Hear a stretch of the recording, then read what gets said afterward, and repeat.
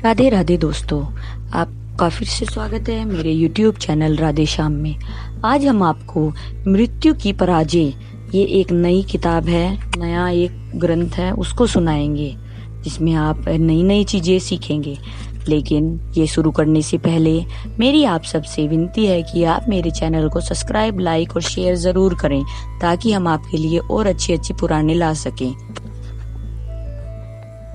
राधे राधे दोस्तों, आपका फिर से स्वागत है मेरे YouTube चैनल राधे श्याम में। आज हम आपको आगे की कथा सुनाते हैं जिसमें हम आपको दंड का अध्याय सुनाएंगे। यमदूत ने आगे कहा, समस्त कारणों के कारण नारायण अपने वैकुंठ धाम में स्थित हैं, फिर भी वे प्रकृति के गुणों सतो तथा तमो गुणों के अनुसार समस्त विराट जगत का नियंत्रण करते हैं। इस तरह सारे जीवों को विभिन्न गुण नाम तथा ब्राह्मण क्षत्रिय और वैश्य वर्ण श्रम प्रणाली के अनुसार विभिन्न कार्य तथा विभिन्न रूप प्रदान किए जाते हैं। इस तरह नारायण समस्त विराट जगत के कारण है। सूर्य, अग्नि, आकाश, वायु, देवता, चंद्रमा, संध्या, दिन, रात्रि, दिशा, जल, स्थल और स्वयं परमात्मा जीव के कार्यों को देखते हैं।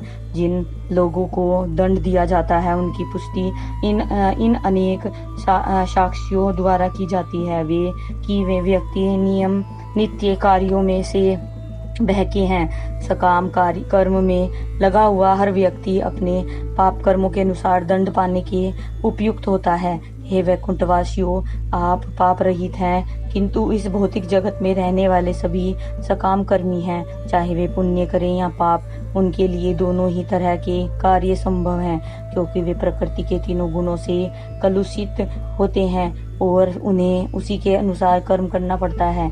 जिसने भी भौतिक शरीर ग्रहण किया है वह निष्क्रिय नहीं रह सकता और भौतिक गुणों के अधीन कर्म करने वाले के लिए पाप कर्म करना अपरिहार्य है। इसलिए इस जगत के अंतर्गत सारे जीव दंडनीय हैं। इस तरह इस जीवन में अपने धार्मिक और अधार्मिक कार्यों के अनुसार अगले जीवन में उसे अपने कर्म का वैसा ही फल भोगना पड़ता है। नारायण या कृष्ण सर्वशक्तिमान है, अब उनके अनेकानेक शक्तियां हैं, अतएव वे अपने धाम में रहने तथा समस्त विराट जगत को सतो, रजो और तमो इन तीन गुणों की अन्योन्य क्रिया के द्वारा बिना प्रयास के निरीक्षित करने तथा संचालित करने में सक्षम है। इन अन्योन्य क्रिया से विभिन्न रूप, शरीर, कार्य तथा परिवर्तन सुचारू रूप से घटित होते रहते हैं। चूंकि भगवान पूर्ण है, अतएव हर कार्य इस तरह चलता है मानो वे प्रत्यक्ष रूप से निरीक्षित कर रहे हों और उसमें भाग ले रहे हों, निरीक्षण कर रहे हों और उसमें भाग ले रहे हों। किंतु नास्तिक लोग प्रकृति के तीन गुणों से परिचित होने के कारण यह नहीं देख पाते कि समस्त कार्यों के पीछे परम कारण नारायण है। इसकी पुष्टि भगवान कृष्ण ने भगवत गीता में की है। तीनों गुणों सतो, रजो और तमो के द्वारा मोहग्रस्त यह सारा संसार मुझ गुणातीत तथा अविनाशी को नहीं जानता। कर्म करने के लिए बाध्य भगवान की तीन शक्तियां हैं, अंतरंगा तथा पराशक्ति, तटस्था शक्ति तथा बहिरंग शक्ति। सारे जीव तटस्था शक्ति के अंतर्गत आते हैं, क्योंकि वे भगवान की अंतरंगा तथा बहिरंगा शक्ति के प्रभाव में आ सकते हैं।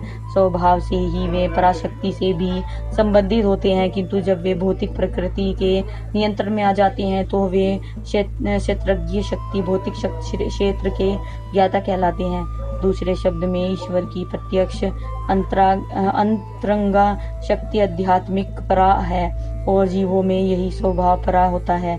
किंतु भौतिक शक्ति क्षेत्र के संपर्क में रहने से जीव भौतिक शरीर को आत्मा के रूप में स्वीकार करता है और पांचों इंद्रियों के द्वारा कार्य करने के लिए बाध्य किया जाता है। यमदूतों का कहना है कि प्रत्येक शरीरधारी को कार्य करना चाहिए। एक चींटी तथा एक हाथी दोनों ही को कार्य करना होता है। चींटी को अपने भरण पोषण के लिए चीनी के केवल एक कण की आवश्यकता पड़ती है, जबकि हाथी को प्रतिदिन 300 किलोग्राम भोजन चाहिए, लेकिन उनके लिए दोनों को कार्य करना होता है। मूर्ख लोग कहते हैं कि वैष्णव वजन कार्य नहीं करते, किंतु वे वैष्णव कृष्ण के लिए 24 घंटे काम में लगे रहते हैं। वे आलसी नहीं होते। इस भौतिक जगत में रहते हुए हमें कार्य करना होता है, किंतु हम तो कृष्ण के लिए कार्य करते हैं। यह वास्तव में कार्य या कर्म नहीं है, यह धर्म है। जब तक कोई कृष्ण के लिए कार्य न करे तब तक उसका सारा श्रम अधर्म है, आध्यात्मिक इंद्रिय तृप्ति है। जीव का असली उद्देश्य कृष्ण को तुष्ट करना है और मानव समाज में वर्णाश्रम धर्म और आदर्श का संस्थान है। वर्णाश्रम प्रणाली समाज को 4 आश्रमों तथा 4 वर्णों में विभाजित करती है। 4 आश्रम है ब्रह्मचारी, गृहस्थ, वानप्रस्थ तथा सन्यासी। 4 वर्ण है ब्राह्मण, क्षत्रिय और वैश्य और तथा शूद्र। वर्णाश्रम धर्म के सिद्धांतों के बिना मानव समाज प्राय पशु समाज होता है। निसंदेह मानव सभ्यता का शुभारंभ तब होता है जब मनुष्य 4 आश्रमों तथा 4 वर्णों को गुण तथा कर्म के अनुसार स्वीकार करते हैं। भगवत गीता में कृष्ण कहते हैं, मैंने 4 वर्णों की रचना गुण तथा कर्म के अनुसार की है।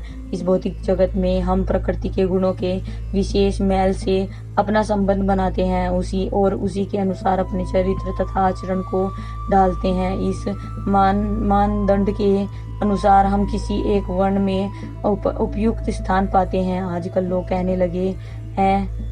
कहने लगे हैं कि जाति प्रथा नहीं रहनी चाहिए, किंतु मानव समाज में श्रेणियों की स्वाभाविक उपाधि की अपेक्षा कैसे की जा सकती है। बुद्धिमान लोगों की एक श्रेणी ब्राह्मण तो नहीं ही चाहिए जो सामान्य जन तक वैदिक ज्ञान का विस्तार करने के लिए योग्य हो।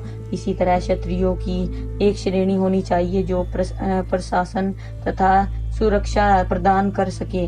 व्यापारियों तथा किसानों की भी श्रेणी वैश्य होनी चाहिए जो व्यापार कर सके और गो संरक्षण जैसे कृषि क्रम संपन्न कर सके। शूद्रों की भी श्रेणी होनी चाहिए जो अन्य श्रेणियों की सेवा करे। सारे लोग अपने अपने गुणों के अनुसार इन्हीं 4 श्रेणियों में समाविष्ट हो जाते हैं। आज की कथा हम यही समाप्त करते हैं। आगे की कथा आपको कल सुनाएंगे, जिसमें हम आपको नियत कर्म बनाम अवैधिक कार्य जो होते हैं वो बताएंगे। राधे राधे राधे राधे राधे राधे। जय श्री कृष्ण।